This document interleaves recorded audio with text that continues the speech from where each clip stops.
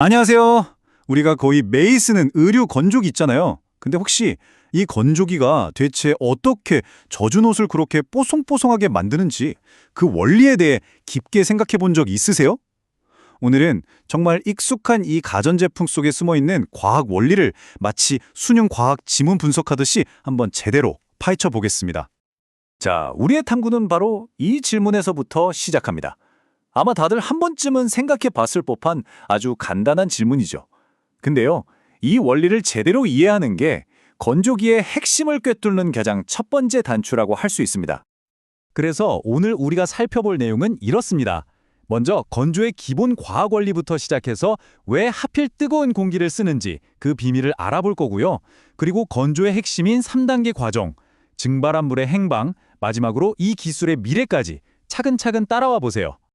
네, 그럼 첫 번째 주제입니다. 건조의 과학 원리. 도대체 건조라는 현상을 가능하게 만드는 가장 근본적인 법칙은 뭘까요? 모든 건조 과정의 출발점은 바로 이 한 문장입니다. 너무나도 당연한 자연의 법칙이죠.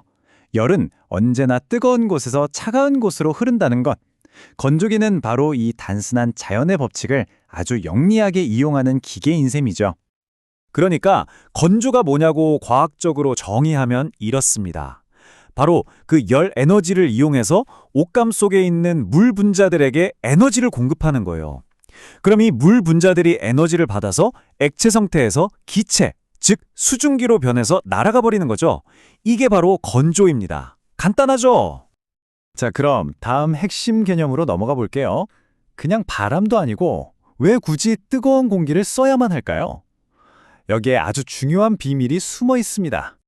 이 비밀을 풀기 위한 핵심 키워드가 바로 포화 수증기량입니다. 말이 조금 어려워 보일 수 있는데 전혀 그렇지 않아요. 그냥 공기라는 주머니가 수증기를 최대로 담을 수 있는 양, 딱 그 정도로 생각하시면 됩니다. 바로 이겁니다. 이 비유가 정말 핵심이에요.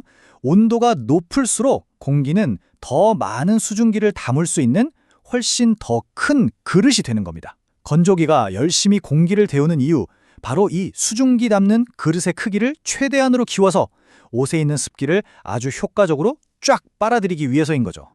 자, 그럼 이제 진짜 건조기 드럼 안으로 들어가 보겠습니다. 실제로 어떤 일들이 벌어지는지 그 복잡한 과정을 딱 3단계로 나눠서 자세히 들여다볼게요. 이 부분이 오늘 내용의 하이라이트라고 할 수 있습니다.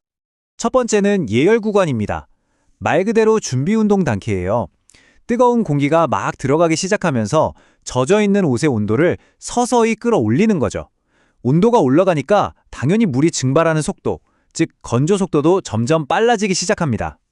자, 다음이 가장 중요하고 또 가장 긴 항률 건조 구간입니다. 항률, 한자 그대로 속도가 일정하다는 뜻인데요. 여기서 정말 재미있는 현상이 나타납니다. 옷의 온도가 더 이상 오르지 않고 딱 일정하게 유지가 돼요. 왜 그럴까요? 바로 공급되는 모든 열 에너지가 다른 데 쓰이지 않고 오로지 옷감에 있는 물을 수증기로 바꾸는 데에만 100% 집중적으로 사용되기 때문이에요. 그래서 건조 속도도 가장 빠르고 일정하게 유지가 되는 가장 효율적인 구간인 거죠. 그리고 마지막 감률 건조 구간입니다. 이제 속도가 점점 감소하는 단계죠. 왜냐하면 옷에 날려보낼 물이 거의 남아있지 않거든요. 그러니까 건조 속도는 자연스럽게 느려지고요. 그럼 남아도는 열 에너지는 어디로 갈까요? 갈 곳을 잃은 에너지가 다시 옷 자체의 온도를 높이기 시작하는 겁니다. 그래서 옷 온도가 다시 상승하게 되죠. 지금까지 설명했던 이 3단계를 이 표 하나로 깔끔하게 정리할 수 있겠네요. 각 단계별로 옷의 온도, 건조 속도, 그리고 옷이 머금고 있는 수분의 양을 뜻하는 함수율이 어떻게 변하는지 한눈에 딱 들어오시죠? 전체 과정을 이해하는 데 아주 유용한 자료입니다. 여기서 진짜 궁금한 게 하나 생기죠? 아니, 옷이 다 말랐다는 걸 건조기는 대체 어떻게 하는 걸까요? 무슨 특별한 센서라도 있는 걸까요? 정답은 정말 똑똑한 방식에 숨어 있습니다. 바로 온도 차이를 이용하는 거예요. 한번 생각해 보세요. 감률 건조 구간 마지막엔 증발시킬 물이 거의 없잖아요?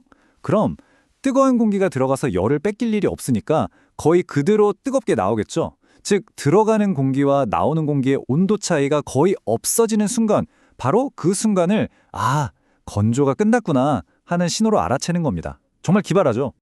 그럼 자연스럽게 다음 질문으로 넘어가게 되네요. 옷에서 빠져나온 그 많은 수증기들, 대체 다 어디로 사라지는 걸까요? 건조기가 이습기를 처리하는 두 가지 대표적인 방식을 알아보겠습니다. 크게 두 가지 방식이 있어요. 하나는 배기식. 이건 이름 그대로 아주 직관적입니다. 습기를 머금은 뜨거운 공기를 그냥 연통 같은 배기 파이프를 통해 집 밖으로 빼내버리는 방식이에요. 그리고 다른 하나는 응축식. 이건 기계 내부에서 수증기를 다시 물로 만들어서 처리하는 좀 더 복잡한 방식이죠. 그럼 응축식은 구체적으로 어떻게 작동할까요? 먼저 습한 공기가 열 교환기라는 곳으로 갑니다. 여기서 차갑게 냉각이 돼요. 공기 온도가 이슬점, 즉 수증기가 물방울로 변하는 그 온도까지 떨어지면 물이 생기겠죠? 이 물은 따로 모아서 버리고요. 건조해진 공기는 다시 데워서 드럼 안으로 보내 재활용하는 그런 폐쇄적인 순환 구조를 가지고 있습니다. 자, 어느덧 마지막 섹션입니다. 이제 이 기술이 우리 옷에 실제로 어떤 영향을 미치는지, 그리고 앞으로는 또 어떻게 발전해 나갈지 그 미래까지 한번 조망해 보겠습니다. 건조기의 장단점을 딱 정리하면 이렇습니다. 뭐니 해도 가장 큰 장점은 압도적인 속도죠. 단점은 역시 고온 때문에 옷이 줄어들 수 있다는 수축 문제고요. 특히 면 같은 천연 섬유 옷을 돌릴 때는 더 조심해야 하는 이유가 바로 이겁니다. 하지만 중요한 건 기술은 여기서 멈추지 않는다는 겁니다. 바로 그 옷감 손상이라는 단점을 해결하기 위해서 지금도 수많은 연구가 진행되고 있거든요. 더 빠르면서도 동시에 더 옷감을 부드럽게 다루는 그런 건조기를 만들기 위한 노력이 계속되고 있다는 사실입니다. 마지막으로 이 질문을 여러분께 던지면서 오늘 이야기를 마무리할까 합니다. 기술이 계속해서 발전한다면 언젠가는 자연 건조보다도 빠르면서 그 어떤 옷이라도 손상 없이 완벽하게 말려주는 그런 건조기가 나올 수 있을까요? 속도와 보호, 나는 이 두 마리 토끼를 모두 잡는 그날. 이 평범한 가전제품의 미래에 대해 한 번쯤 생각해보게 만드는 질문인 것 같습니다.